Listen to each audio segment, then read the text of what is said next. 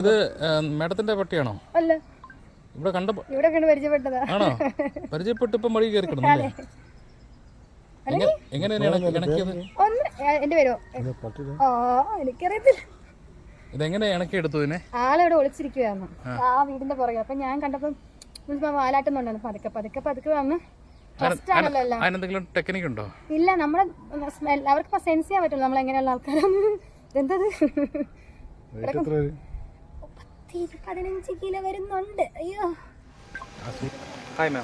Hello, എൻ്റെ ഒരു പാർവതി. ഞാൻ ട്രിവാൻഡ്രത്തുള്ളതാണ്. ഞാൻ പീപ്പിൾ ഫോർ ആനിമൽസ് എന്ന് പറഞ്ഞ ട്രിവാൻഡ്രത്തുള്ള സംഘടനയുടെ ക്രൂവൽറ്റി റെസ്പോൺസ് കോർഡിനേറ്ററാണ്. അതായത് മൃഗങ്ങളോട് ആരെങ്കിലും ക്രൂരത കാണിക്കുകയോ എന്തെങ്കിലും ചെയ്ത് കഴിഞ്ഞാൽ അതിനെതിരെ വർക്ക് ചെയ്യുന്ന ഒരാളാണ്. അതിനെതിരെ പോലീസുമായിട്ട് വർക്ക് ചെയ്യുന്ന ഒരാളാണ്. അപ്പോൾ ഞാൻ ഈ ഇവളെ ഞാനിപ്പോൾ ഇവിടെ വെച്ച് ഞാനിപ്പോൾ കൊല്ലത്ത് നമ്മുടെ കുട്ടിയെ തട്ടിക്കൊണ്ടുപോയ കേസിൻ്റെ അവിടെ കുറച്ച് മൃഗങ്ങളുണ്ട്. അപ്പോൾ അവരുടെ കാര്യങ്ങളൊക്കെ ഒന്ന് ഡിസൈഡ് ചെയ്യാൻ നമ്മുടെ PFAയുടെ മെയിൻ ആൾക്കാർ, സ്ട്രീറ്റ് ആനിമൽ വെൽഫെയർ ബോർഡും PFAയുടെ ട്രസ്റ്റി ആയിട്ട് വന്നതാണ് ട്രിവാൻഡ്രത്തുനിന്ന്. അപ്പോൾ ഈ പെങ്കൊച്ച് ഒരു വീട്ടിൻ്റെ അവിടെ നിന്ന് ഇങ്ങനെ വാലാട്ടുന്നതാണ്. ഞാൻ ഇത്രയും ശ്രദ്ധിച്ചില്ല, പെട്ടെന്ന് വന്നപ്പോൾ കണ്ടതാണ്. അപ്പോൾ ഞാനവളെ ചുമ്മാ വിളിച്ചപ്പോൾ ആൾ കയറി വന്നു കുറച്ച് കമ്പനിയായി. ഇപ്പോൾ നിങ്ങൾ കാണുന്ന വീഡിയോയിൽ താഴെ നിങ്ങൾ കാണുന്നുണ്ടാവും. അവളെ ജസ്റ്റ് ഒരു 10 മിനിറ്റത്തെ പരിചയമാണ് എനിക്കങ്ങനെ. ഞാൻ തിരുവനന്തപുരത്താണ്, ഇവളിപ്പോൾ ഇവിടുത്തെ കൊല്ലത്താണ്.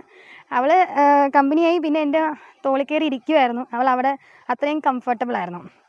അപ്പോൾ എനിക്ക് പറയാനുള്ളതെന്ന് വെച്ച് കഴിഞ്ഞാൽ പൊതുവേ നമ്മൾ കണ്ടുവരുന്നതെന്ന് വെച്ചാൽ തെരുവ് നായ്ക്കൾ ഭയങ്കര അക്രമകാരികളാണ്. അവരാൾക്കാരെ വലിച്ചെറി കൊന്നു കളയും, അവരത് ചെയ്യും, ഇവരിത് ചെയ്യും എന്നുള്ള ഒത്തിരി കാര്യങ്ങൾ നമ്മൾ കാണുന്നുണ്ട്. പക്ഷേ അതിനുപരി നമ്മൾ ഒരിക്കലും കാണാത്തൊരു കാര്യമാണ് തെരുവ് നായ്ക്ക് അല്ലെങ്കിൽ ഒരു മൃഗം അനുഭവിക്കുന്ന ക്രൂരത.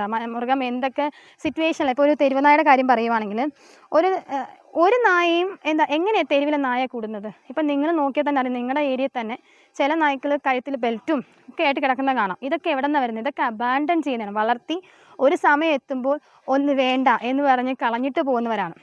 അപ്പോൾ അവരുടെ ഒരു അവസ്ഥ അറിയണം. ഒരു കുടുംബത്തിൽ കഴിഞ്ഞിട്ട് പെട്ടെന്ന് അവർ റോഡിൽ കൊണ്ട് ഇറങ്ങുമ്പോൾ അവർക്ക് എന്താണ്, എവിടെയാണ് ഇവരെയൊക്കെ മനസ്സെന്ന് വെച്ചാൽ ഒരു കുഞ്ഞു മനസ്സാണ്. നമ്മളെ പോലെ തന്നെ ഒരു കുഞ്ഞു മനസ്സാണ് ഇവരുടെയും. അപ്പോൾ ഇവർക്ക് അറിയത്തില്ല എവിടെ പോകണം, എന്ത് ചെയ്യണം എന്നറിയാത്തവരാണ് ഇവർ. അപ്പോൾ അതിനിടയ്ക്ക് പിന്നെ ഭക്ഷണം, ഇപ്പം വിശപ്പാണ് ഏറ്റവും വലിയ വികാരം. അത് മനുഷ്യനായാലും മൃഗമായാലും വിശപ്പിനാണ് നമ്മൾ ഏറ്റവും വലിയ വികാരം. നമുക്ക് ഒരു ഇച്ചിരി ഭക്ഷണം കിട്ടിക്കഴിഞ്ഞാൽ നമ്മൾ അവിടെ സമാധാനമായിട്ടിരുന്ന് ഉറങ്ങുന്ന ആൾക്കാരുണ്ട്. അപ്പം ഒന്നാഴ്ചയ്ക്ക് ചിലപ്പം ഇവക്ക് ചിലപ്പം ഇന്ന് ഭക്ഷണം കിട്ടിയിട്ടുണ്ടാവാം, ചിലപ്പോൾ ഇന്ന് കിട്ടത്തില്ല, ഇപ്പോൾ 2 ദിവസം വരെ ഭക്ഷണം കിട്ടത്തില്ല. അപ്പോഴവർ നിങ്ങളടുത്ത് വരുന്നതും ഓരോ കടയുടെ മുന്നിൽ പോയിരിക്കുമ്പോഴൊക്കെ നമ്മൾ എന്ത് ചെയ്യും? ചവിട്ടി ഓട്ടിക്കുക, ചൂടുവെള്ളം ഒഴിക്കുക. ഇപ്പോൾ ഒരു തിരുവനന്തപുരത്ത് ഒരു കേസ് ചൂടുവെള്ളം ഒഴിച്ചിട്ടുണ്ട്, ആസിഡ് ഒഴിച്ചിട്ടുണ്ട്. കണ്ണൂർ ഒരു കേസ് നായയുടെ ദേഹത്ത് ആസിഡ്. ചിലപ്പോൾ അവരെന്തെങ്കിലും ഒരു ഭക്ഷണം തേടി വരും. അപ്പം നിങ്ങൾ എന്ത് ചെയ്യും? ഇപ്പോൾ ഒരു യാചകൻ വന്നു കഴിഞ്ഞാൽ നിങ്ങളൊരു ഭക്ഷണം കൊടുക്കുമോ? അപ്പോൾ അവിടെ നമ്മൾ അവരുടെ ദേഹത്ത് മണ്ണെണ്ണ എടുത്ത് ഒഴിക്കുക എന്തെങ്കിലും ചെയ്യുമോ? ഇല്ല, കാരണം അത് മനുഷ്യനാണ്. അപ്പോൾ അതുപോലെ മൃഗത്തിനെയും നമ്മൾ കാണുക. ഇപ്പം എന്താ പറയുക, നമ്മളുടെ വിചാരം എന്ന് വെച്ച് കഴിഞ്ഞാൽ നായ എന്ന് പറയുന്നത് വീട് കാവലിന് വേണ്ടി മാത്രമുള്ളതാണ്. നമ്മൾ അതേ ചിന്തിക്കുന്നത്. എനിക്ക് മനസ്സിലാവാത്തത്, ഒരു നായേനെ വളർത്തിയ ഒരു വ്യക്തിക്ക് എങ്ങനെ ആ നായേനെ ഉപേക്ഷിക്കാനോ വേറൊരു നായേനെ ഉപദ്രവിക്കാനോ പറ്റുന്നു? എനിക്ക് 2 പേരുണ്ട്. എൻ്റെ കയ്യിൽ ഇപ്പോൾ 3ാമത് ഒരാളും കൂടെ ഉണ്ട്. എനിക്ക് എൻ്റെ മുമ്പിൽ വരുന്ന ഓരോ നായ്ക്കളും, ഞാൻ കൊല്ലത്തുനിന്ന് ട്രിവാൻഡ്രം വരെ ഇത്രയും 2ാമത്തെ കേസാണ് ഞങ്ങൾ നോക്കുന്നത്. ഇത്രയും വരുന്നതെന്ന് വെച്ച് കഴിഞ്ഞാൽ ഇവിടെയുള്ള നായയായാലും പശു ആയാലും പോത്തായാലും എനിക്ക് ഇമ്പോർട്ടൻ്റ് ആണ്. കാരണം ഞാൻ അതെങ്ങനെ ഇമ്പോർട്ടൻ്റ് ആണെന്ന് വെച്ച് കഴിഞ്ഞാൽ ഒരൊറ്റ ആൾ കാരണമാണ് ഈ മൃഗങ്ങൾ എനിക്ക് ഇമ്പോർട്ടൻ്റ് ആണ്. അത് എൻ്റെ നായ, എനിക്ക് കിവി എന്ന് പറഞ്ഞിട്ട് ഞാൻ എൻ്റെ സംഘടനയിൽ തന്നെ അഡോപ്റ്റ് ചെയ്ത് കൊച്ചാണ്. പക്ഷേ അവൾ എൻ്റെ ലൈഫ് വന്നപ്പോഴാണ് ഞാൻ ഇങ്ങനെ പറയാനായിട്ട് ആനിമൽസിൻ്റെ ഇമ്പോർട്ടൻസ് മനസ്സിലാക്കിയത്.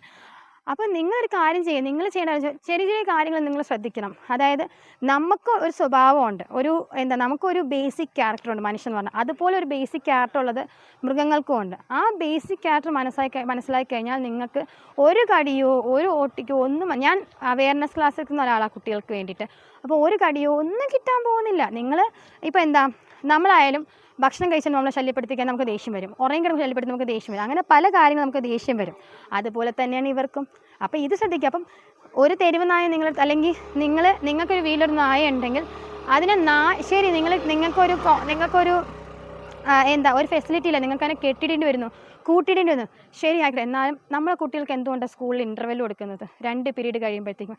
അവർക്ക് ആ സ്ട്രെസ് ഉണ്ടാവാതിരിക്കാൻ ഇല്ലേ? അവർക്ക് കണ്ടിന്യൂസ് ആയിട്ട് നമ്മൾ ക്ലാസ് കൊടുത്തു കഴിഞ്ഞാൽ അവരും നാളെ എന്തോ അവർക്കും മാനസിക പ്രശ്നം വരും. അപ്പോൾ അതുപോലെ അവർക്കും ഒരു ബ്രേക്ക് കൊടുക്കുക, അവരെ മനസ്സിലാക്കാൻ ശ്രമിക്കുക. നമ്മളെ കഴിഞ്ഞാൽ മാത്രം നമ്മളൊരു ജീവി, അത് ഏത് ജീവി ആയിക്കോട്ടെ, പട്ടി ആയിക്കോട്ടെ, പൂച്ച ആയിക്കോട്ടെ, എന്ത് നമ്മളാൽ കഴിയുന്ന ജീവി മാത്രം നമുക്ക് അവരെ ജീവിതകാലം. ഇപ്പോൾ ഒരു നാടനാണെങ്കിൽ 20 വർഷവും 16 വർഷമൊക്കെ ജീവിക്കാം. ഒരു ലാബാണെങ്കിൽ 10 വർഷം ജീവിക്കാം, 12 വർഷം ജീവിക്കാം. ആ 12 വർഷവും നിങ്ങൾക്ക് അവർക്ക് നല്ലൊരു ജീവിതം കൊടുക്കാൻ പറ്റുമെങ്കിൽ മാത്രം ദയവ് ഇതൊരു മൃഗത്തിനെ കൊണ്ടുവരിക. അതുപോലെ തന്നെ ഒരു തെരുവ് നായയെ കാണുമ്പോൾ നിങ്ങൾക്ക് ആ നായെ കണ്ട് പേടിയാണെന്നുണ്ടെങ്കിൽ അവിടെ കല്ലെടുത്തെറിയാനോ വടിയെടുത്ത് വീശാൻ നിൽക്കാൻ നിങ്ങളൊന്ന് മാറി നിൽക്കുക. അത് പോകുന്നവരൊന്ന് വെയിറ്റ് ചെയ്യുക. ഇപ്പം നിങ്ങൾ കല്ലെടുത്തെറിയുമ്പോൾ ഈ വീശുമ്പോൾ പട്ടി വന്ന് ചാടുന്ന വേറൊരാളുടെ പുറത്തായിരിക്കും. അവിടെ അയാളൊന്ന് വീഴും, അയാൾക്ക് പരിക്ക് പറ്റും. പക്ഷേ കുറ്റം എപ്പോഴും മൃഗത്തിന്റെ മണ്ടിലായിരിക്കും. നമ്മൾ സ്കൂട്ടറിലൊക്കെ യാത്ര ചെയ്യുമ്പോൾ ചില തെരുവ് നായ്ക്കള് കിടക്കുന്ന സ്ഥലത്തുനിന്ന് നമ്മളെ പുറകിൽ ഓടി വരാറുണ്ട്.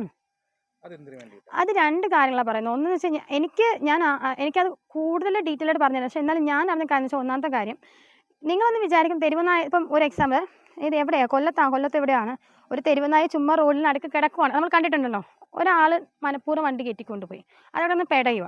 അപ്പോൾ ഈ മൃഗങ്ങളെന്ന് വെച്ചാൽ ഒരു തിയറി പറയുന്നത് വെച്ച് കഴിഞ്ഞാൽ അവർക്ക് മനസ്സിലാവും, അവർക്ക് ഈ വണ്ടിയുടെ സൗണ്ട് കേൾക്കുമ്പോഴാണ് അവർ അതിൻ്റെ പിറകെ പോകുന്നത്. അതേ വണ്ടിയുടെ സൗണ്ട് കേൾക്കുമ്പോൾ പിറകെ പോകുന്നത്.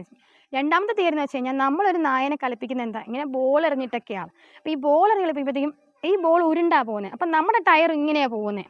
അപ്പോൾ അതിൻ്റെ പുറകെയാണ് ഇവർ വരുന്നതെന്ന് പറയും. അപ്പം നമുക്ക് ധൈര്യമുള്ളവരാണെങ്കിൽ, ഇപ്പം ഞാനും രാത്രി കാലങ്ങളിൽ യാത്ര ചെയ്യുന്നവരാണ് ഞാനും. പക്ഷേ എനിക്ക് ഇതുവരെ ഒരു നായ അങ്ങനെ ഒരു ഇത് വന്നിട്ടില്ല. അപ്പം നമുക്കങ്ങനെ ധൈര്യമുള്ളവരാണ്, കുഞ്ഞു പിള്ളേരെല്ലാം മുതിർന്നവർ. ഒരു 10-15 മാറി നിന്നിട്ട് നിങ്ങൾ ടപ്പ് ചെയ്യുന്നൊരു സൗണ്ട് ഉണ്ടായിക്കഴിഞ്ഞാൽ ഡോഗ് ഡിസ്ട്രാക്ട് ആയി പോകും. ഇതേ ടെക്നിക്കിന് നിങ്ങൾക്കിപ്പോൾ കുറച്ച് ഡോഗ്സ് അടി കൂടുവാണ്, ടപ്പ് ചെയ്യുന്ന 2 പാത്രം സൗണ്ട് ഉണ്ടായിക്കഴിഞ്ഞാൽ ഇവർ ഡിസ്ട്രാക്ട് ആയി പോകും.